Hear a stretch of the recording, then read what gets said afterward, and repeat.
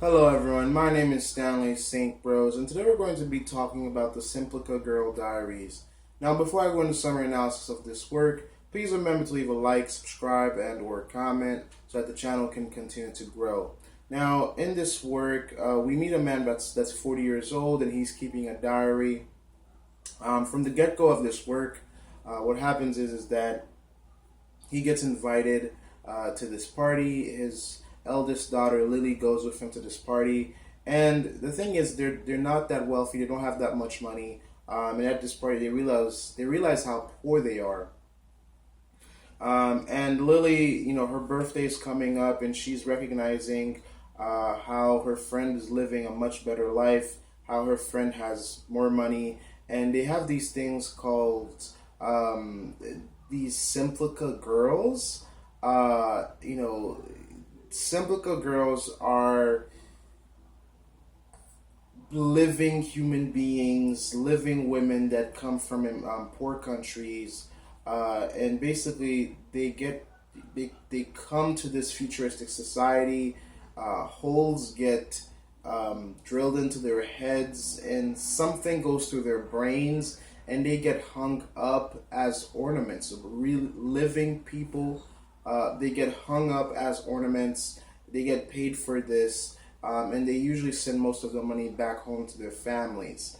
So this futuristic society is, first of all, it has a lot of money, because in order to have living human beings as ornaments for your lawn, for your land, you have to pay for the surgery. It's not cheap, and we realize it's not cheap because when the narrator decides to get his own Semplica girls, he pays a lot of money to get them. And so this society really makes us think outside of the box. It's very different from what you would expect. I've never thought about having human beings. I don't know who does think of having human beings as living ornaments, but this is what happens within this work. So after this party, the narrator, he's really not feeling adequate. He's not feeling as if he's in the same league as his peers. He's not really providing. He has a house, he has a home, he has, he goes to work, but he's working, hard, but he's still not reaching the same amount of success that his competitors, his other, people his age are. Because the person, the rich individual, where he attends the party, the man, the father, he's a surgeon, so he has much more money than him. He is literally the narrator. We're not really even told a name for him, so that's why I keep calling him the narrator.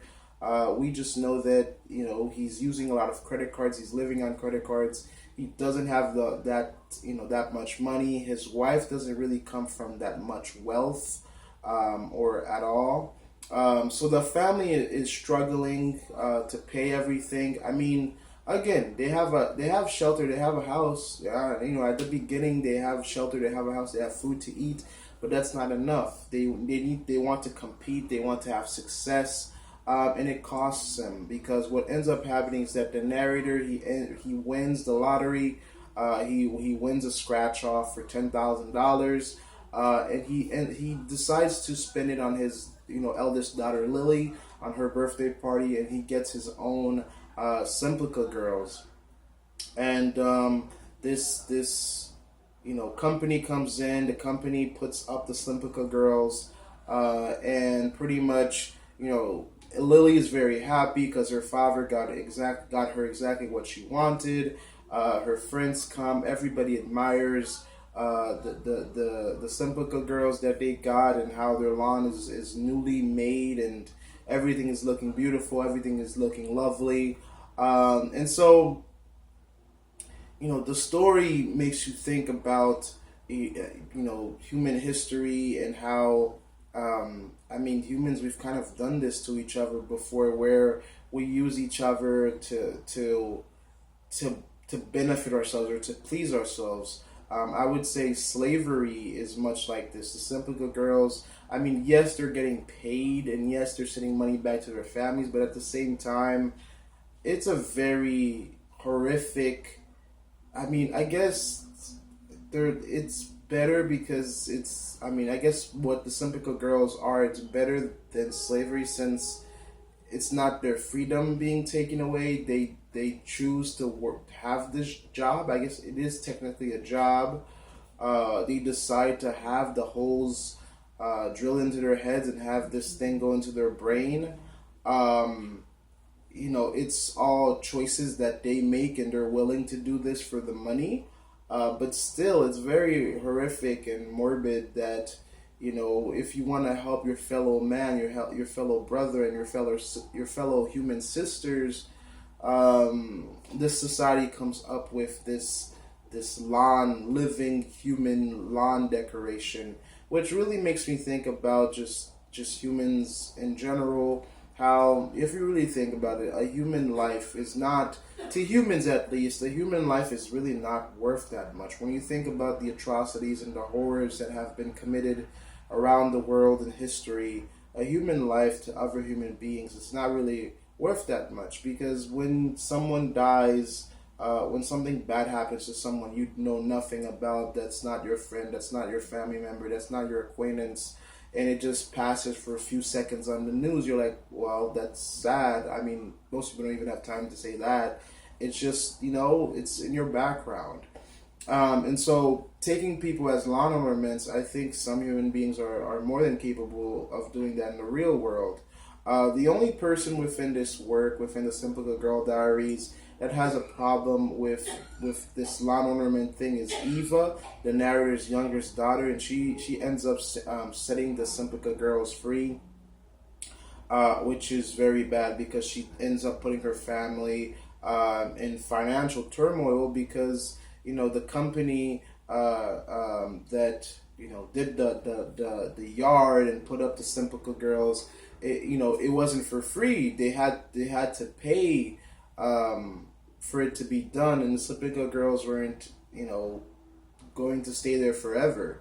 And so, the cops get involved, the company gets involved, and because Eva lets them go, she releases them from being hung up there for beauty's sake, and the family pays the price and end up owing this company thousands upon thousands. There's different estimates. It's like 8,600, and then there's like $9,000 at different points throughout the short story. So almost $10,000 that they owe, and it's something that's crippling the family financially because they were living on paycheck to paycheck. The narrator's family, that's how they were living. And now they have this massive debt that they can't pay back, and their life is really placed in turmoil. There's a detective in their yard trying to figure out what happened, who took the Semplica girls. At first, the police believed that they were stolen, but the detective that is assigned the case, he's like literally spending the whole day looking at the yard, looking at the tracks, looking at the things that happened, so he can determine what steps to take to catch whoever took them, whoever took the Semplica girls. So the story just ends up in the ending is kind of bleak. We don't really know what's going to happen to the family, if they're going to lose their home, because pretty much the company tells them if they can't pay it back, they're going to have to garnish their home or take legal actions to get their money back. And so the family is left off much, much worse than when we were introduced to them at the beginning. Eva, she had a strong moral compass. She wanted to help these girls out. But, even that is still a little bit debatable, because the Simple Girls, again, it's a job that they agreed to do. It's a job that they're getting paid for. It's a job that's kind of like a contract job. It doesn't mean that they're going to be there forever. So they decided to do that because they're getting paid for it, and they're coming from extremely poor countries. So I mean, if it's somebody's choice to be treated horribly or to do the most horrific jobs, because I mean, there are some jobs out there that are so nasty, so horrific, that I mean, you put a smile on your face to do it, um, but you know, it's not really something you're proud of. I mean, this actually brings me back to another George Saunders story. The it's actually in this the same short story collection. It's in 10th of December too. It's called Exhortation, and in that short story, what happens is there's a boss telling the workers, "I know you don't like your job. I know it's not the most pleasant job, but you better do it, and you better do it well." And these women, I feel like, fit this mold of cleaning the shelves, even though the shelves are it's not the most it's not fun to clean the shelves, but you kind of have to clean the shelves. And these women, they pretty much are hired to be hung up like ornaments, and since they're cashing their checks at the end of the week or whenever they're let off, they have to endure through this pain um, of being hung as ornaments. And Eva, she just didn't want to deal with it. She saw it as cruel, as something that's not right. But that's society, and that's the society that they live in. And you know, when she sets those um, Semplica girls free, her family ends up, um, you know, in crisis. So the story it doesn't end with it's not a warm ending. We don't know what's going to happen to the family. We can assume that it's going to be grim no matter what happens, because they're probably not going to get the Semplica girls back. Even the cops, you know, pretty much confirmed that they're not going to get it back. They can't get help from family members. They're pretty much on their own, and they're most likely going to lose the house, which is very sad because the father figure that's not named, he really tried hard to you know, make life better for his family. In terms of deeper meaning, in terms of analysis, I mean, again, this is, for me, my own perspective, it's very dark. Um, it reflects reality in terms of um, you know, it reflects reality in terms of how we as human beings have treated each other. I honestly think that the Semplica girls are definitely something that could happen on Earth. If the technology presents itself to the point where you can hang people up by drilling holes into their heads and hanging them up in your yards, I feel like if some people who are rich enough and who have the possibility, I think they will be able to convince a living human being to stand in their yard or to be hung in their yard as ornaments. That is not impossible. You know, it just there people already have the type of money to do that. I think that it's just a technology that's missing, and I think that you can find people from impoverished nations that would do it for the right amount of money. The other thing is you have to look at Eva. Eva is a very interesting girl. She's very different from the other people in her society. The other people in her society don't have a problem with treating human beings like this. They don't see an issue with it because at the end of the day, they are paying these human beings to be these ornaments. But Eva sees it as morally wrong, and I mean, for us as the readers reading this. In the real world, we're on the side of Eva, but in her society, it is right, and you know, she has to pay the consequences for letting them go free. I mean, her father even thinks about turning her in, which is very alarming.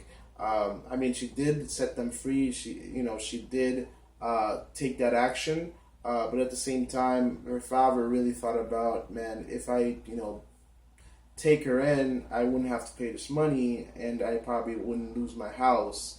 And all of this stems from this hunger for more power, more prestige, more fame in your own community.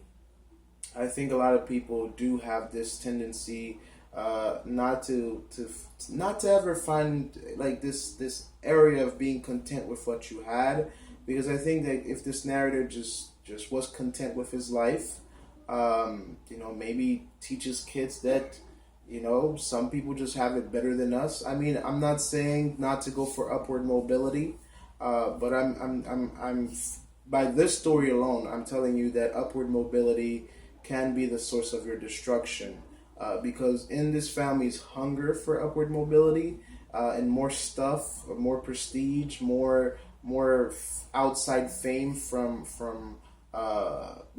people looking in, they destroyed their own lives and their own well-being, and they completely put their financial stability at risk, because they're already on the brim of financial collapse. But with this incident and the police and this company coming in, this landscaping company coming in, it just ruins everything. And again, this all started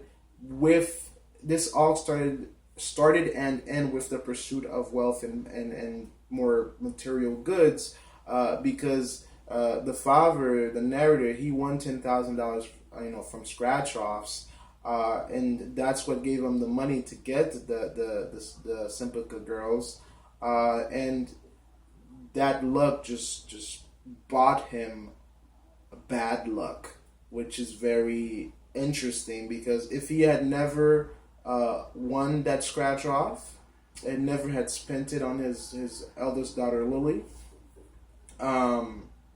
he could have just gone on with his life and raise his kids as best as he can, and give them some type of a life. But by the end of this short story, by the end of all of the incidents that took place in this short story, no one's getting a better life.